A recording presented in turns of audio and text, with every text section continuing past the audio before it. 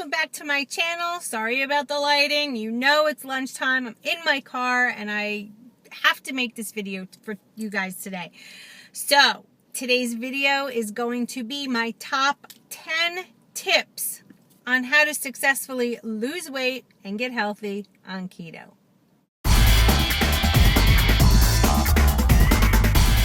Okay guys, so my top 10 tips. They're fairly simple. I'm sure you guys know most of them, if not all of them, but we are going to go down a list that I have made for notes and purposes.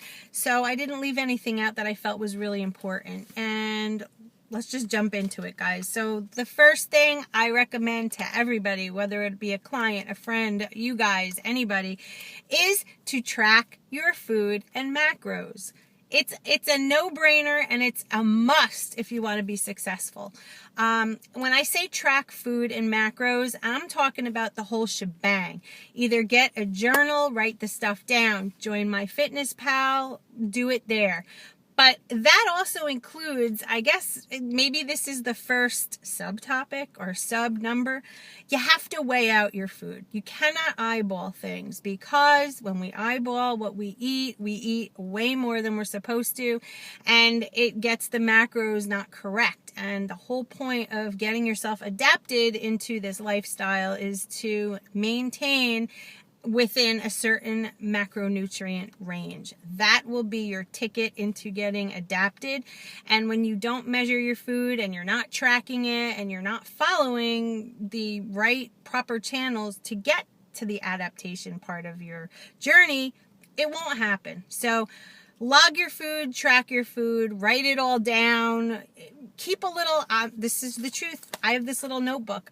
Honest to God, even though I have MyFitnessPal, there's times that, I'm at work, I can't always get onto my phone and log things. I'll jot stuff down if I've eaten it, if I've drank something that has, calories and fat and things in it. And then at the end of the day, I will go back in and track it in MyFitnessPal if I don't have time to do it at the moment, which is pretty much the way it should be done. All right, next thing, drink water. Do not drink juice, soda that has sugar in it. Do not drink sugary things. Try to stay away from, there's so many good things on the market that you guys, I've been seeing posts about, and people are talking about different flavored waters and things. But when you turn the bottle over and you look at the nutritional contents, a lot of them have Splenda or aspartame or things like that in there. And that will stall you out. Your body registers it as sugar. It is definitely not a low glycemic response, even though it's an artificial sweetener, and that is because it's a chemical and your brain cannot decipher that from sugar. Stevia is natural. It comes from a plant. Your body processes it differently than a chemical made in a lab. So while some people can notice a little bit of a stall if they overdo it with the stevia, most people can enjoy it within reason, not going overboard every day. But yeah, so my best advice is water. And not only one, two. I have 2 water bottles with me every single day. I feel no need that you have to drink above 8 glasses, 8-ounce glasses of water a day. So that's 64 ounces. Unless it's 100,000 degrees and you're doing jumping jacks outside, or you're just a really active person and you need to replenish. But really, 64 ounces of water is plenty every day. You do not want it in excess, because what will happen is you will flush out through urinating important electrolytes, and you don't want to do that. You want to keep your sodium intake elevated somewhat, because on this diet, we're not really getting that much sodium in. And you need sodium for good brain function and for the electrical activity of the heart. And potassium, we don't keep it. It's non-sparing, so we urinate that out anyway. But there's no reason to overdo your water, guys. It's great to drink throughout the day and whatnot, but it's not part of keto where you need to overdo yourself and have clear urine all the time. All right, so my next thing, number 3, would be to buy more of whole foods. I don't mean the store whole foods. I just mean whole foods. Something that grew up as a live animal that had a face. Something that grew from the ground. Nothing in a box. Try to stay away from anything packaged and boxed. You know, vegetables and meats and things like that. Eggs. Awesome foods. But when we start to look for Atkins bars or Quest bars and anything processed, even though the ingredients might look wonderful, you got to remember it was created in a lab, right? And of course they're going to tell you how wonderful it is because they want to sell the product. Those things, it's a business to sell that stuff. So try to think back, I don't know, 200 years ago, 300 years ago, when there were no supermarkets and there were no commercials for, hey, Atkins bars, you know, lose weight on this, artificial sweeteners and yada yada. Try to go back to basics. Like great-great-great-grandparents, they walked everywhere and they ate, you know, healthy, and they farmed and they grew things, and, you know, just that's how I want you guys to focus on what to buy. So stick to the perimeter of the supermarket. Stay away from the middle. Don't get carried away with, hey, this is good, this looks good, it's in a box, let's try this. If you guys want to be successful, that's one of my tips. Try it and see how it helps. My next one is definitely going to be to get more sleep. Guys, I know we live in a society of fast-paced, everybody's stressed out, we got to go work, we got children and this and that, and blah, blah, blah, blah. We can become so overly stressed that our cortisol levels are jacked. And I don't mean from like exercising or anything like that. I mean diehard stress. You know, your job is stressful, your family might be stressful, you might be having issues with friends or family, or, you know, going back to school or getting ready to retire, or, I mean, there's like a bajillion reasons why we are stressed. Not to mention just the daily life, right? Every morning I go to work, there's traffic, there's this, I'm rushing out the door, oh my God, I forgot to empty the dishwasher. Like, we are just bombarded with stress. It's so hard to just maintain that calm, Zen-like persona, but it's really important. And all of that affects our sleep. You know, how many times is it so easy just to come home from work and crash on the couch, but then like 3 a.m, you're wide awake and you can't go back to sleep. And then your mind starts running, right? Then you start thinking, oh my God, I can't sleep and I got to get up early. Or, you know, you start thinking of the laundry that you forgot to take out of the washer, or how you have to go food shopping tomorrow. And oh my God. So try to get some like really good sleep, and try to induce it with taking a bath beforehand, listening to some soft music. And as much as I want you guys to watch my videos and participate in my group, I really suggest like a good hour or two before you go to bed, kill the electronics. I've been trying to do that, and I have noticed a little bit of a difference, but I do occasionally wake up in the middle of the night, and what do you think I do? Yep, that's right. Reach for the iPhone, start checking everything. I mean, that's such a bad habit, and it becomes a habit. And then you start to train your body to wake up at 3 or 4 in the morning to check your phone. So none of that. You at least have to get 8 hours of good sleep. It's imperative. Your body needs the sleep to drop the weight. All right, so my number 5 tip would be exercise. Now, I know in some videos you've heard me say don't start out a strenuous exercise routine in the beginning and all this other stuff, which I still back up. I'm talking exercise like walking, or if you're already a walker, walk a little farther, or pull it up to a jog, or do something different. Drive over to the closest park and get on the swings and the monkey bars and all the fun stuff that you did as a kid. Climb a tree, go roller skating, jump rope. There's so many things you could do. You could get outside and ride your bike. You could do hopscotch. You could play tug of war with your kids. You could log roll down a hill and then run back up. You could go to the baseball field and have a catch. You could play basketball. You could play horseshoes. Some kind of activity. Does my mind move way too fast? I know it does.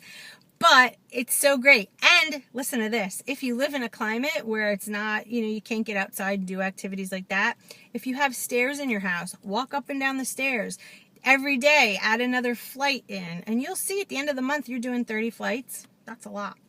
you need to get some kind of activity in. You can lose weight on diet alone, but it's imperative that you incorporate some kind of exercise, and a moderate kind. Once you get adapted and once you're really good into your keto and your body, your brain is like, yep, we're using fat for fuel, then you can start pulling in some weight training and things like that. But in the beginning, simple things. Just stay active. Don't come home and sit on the couch and that's the end of your day. Get some activity. Wash your car, right? Do something. Okay, next, number 6, cook your own food. So hard these days, right? We all want to just take out and go out. And you guys know Jimmy John's, a favorite place of mine lately for lunches.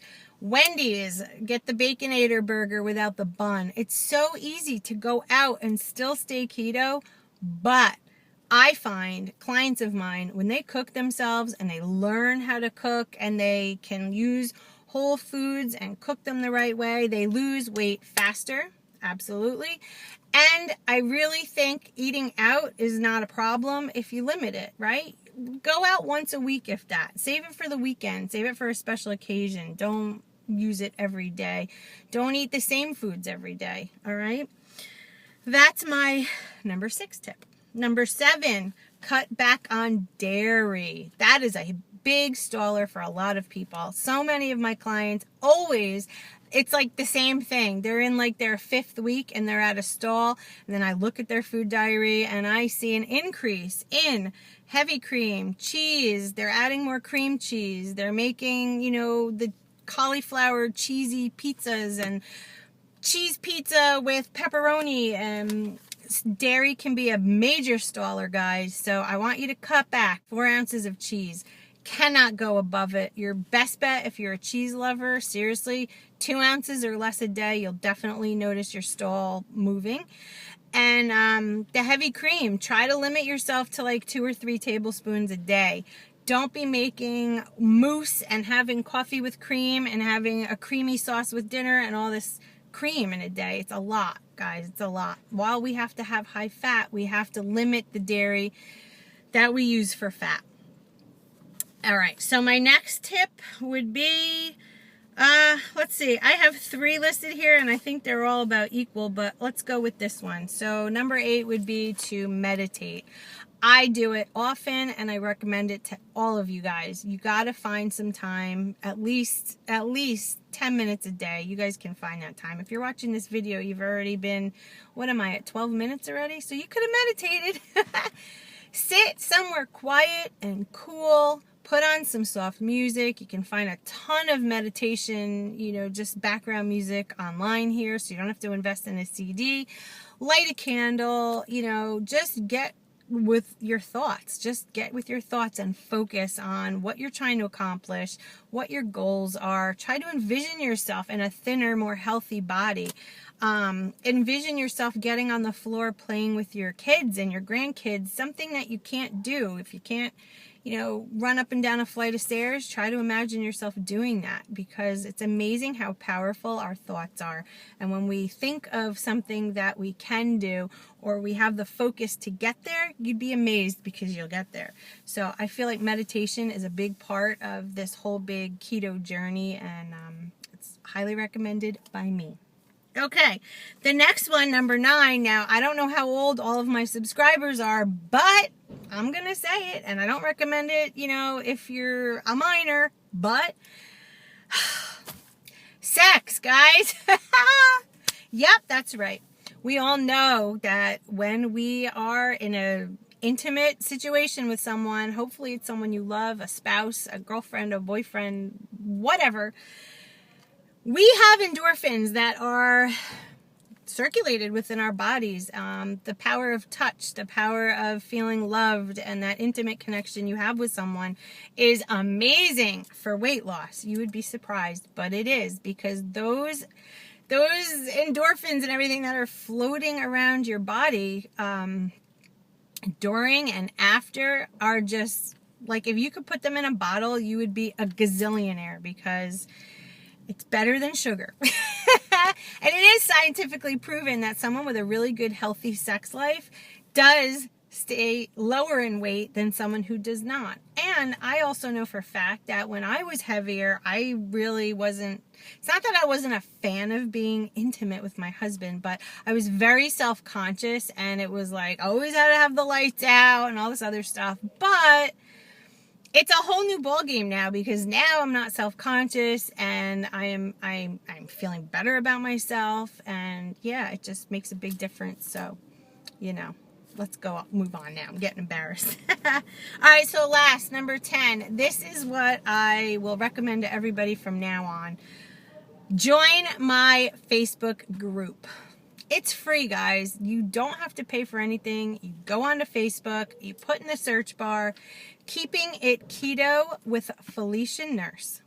That is the most valuable tool, I feel, because number one, I'm interactive with you guys every day. Not 24/7, because I do have a job, but I will try as hard as I can to answer and be a part of almost every thread that goes up there, if I can. If it doesn't relate to me specifically, or I feel like the comments are already, you know, answering properly, I don't interject, because I want it to be a mutually exclusive relationship, all of us, myself. It is such a great tool. It is proven to be I have like, I don't know how many clients involved, and if they want to say who they are, that's fine. But again, your successes since me starting this group are moving forward, and I see that the amount of interaction and tools that we're sharing with one another, and stories and pictures of our successes, and just even some failures have gone up there, and people are motivating and not only just pacifying the failures, but they're giving advice on how to move forward, which is something that I love, because historically I've been in some groups, people have faltered, and right away people want to be kind and say, oh, just get up, it's another day, you know, don't worry, you're only human. But that always bothered me, because even though that's true, I found that being honest in a tactful way and offering advice and help, instead of just, you know, okay, yeah, you're human, seems to work so much better. Like, we come on these boards looking for the help and the inspiration and the motivation and the camaraderie, because we're all doing it for the same reason. So number 10 tip on losing weight and feeling great on keto would be to definitely join that group, guys. You have nothing to lose except body weight. But you'll feel part of our circle, and it's amazing. And every one of you that are already a part of it, thank you for making that group so fantastic. I think I knew it would be successful, but I didn't think it would take off as fast as it did. And I am just like so proud of all of you for being honest and open and sharing your blogs and your thoughts and your ideas and your experiences and your recipes, and like, oh my God. So that in itself, if you do nothing else, join the Keeping It Keto with Feliciannurse group, because you will get a host of friends and information that you cannot purchase anywhere. Forget all the books in the library. Like, this group is absolutely outstanding. It's just I love you guys. So anyway, I could go on and on. I have some more things in mind, but I just wanted to keep it at 10 things, because we're already at 18 minutes. So, all right, that's it in itself. Take these tips, use them, do well, guys. Focus, right? Stay focused, never falter. And consistency is the key. If you guys use these tips and you do the right thing, and you stop worrying if the scale doesn't move and all this other stuff, consistency is key, and it will happen. Some people, it happens a lot slower than others. Some people, they never see weight loss, but they see inches lost. And you know why that is, right? Because I've been talking about it in the group. So, yeah. That's it, guys. That's my video. I got to get back inside. I hope you have a great day. I love you all. At the end of this video, I will put up links for you guys to check out the group and my Facebook page, Instagram, my Fitness Pal. You can follow me everywhere. See what I eat every day on my Fitness Pal. And that's it. All right. So I will see you in my next video. I hope you all have a wonderful, happy 4th of July. If I don't see you beforehand, I got a really busy weekend ahead. I have I'm hosting a barbecue at my house on one of the weekend days. I have my niece's graduation party, high school graduation party on one of the other days of the weekend. But I do have Monday off, so maybe while I'm home, I will make some kind of video for you. All right, I'm rambling. Have a wonderful day, guys. I love you, and remember, always, always stay focused. Don't let anything get in your way of success. I'll talk to you guys soon.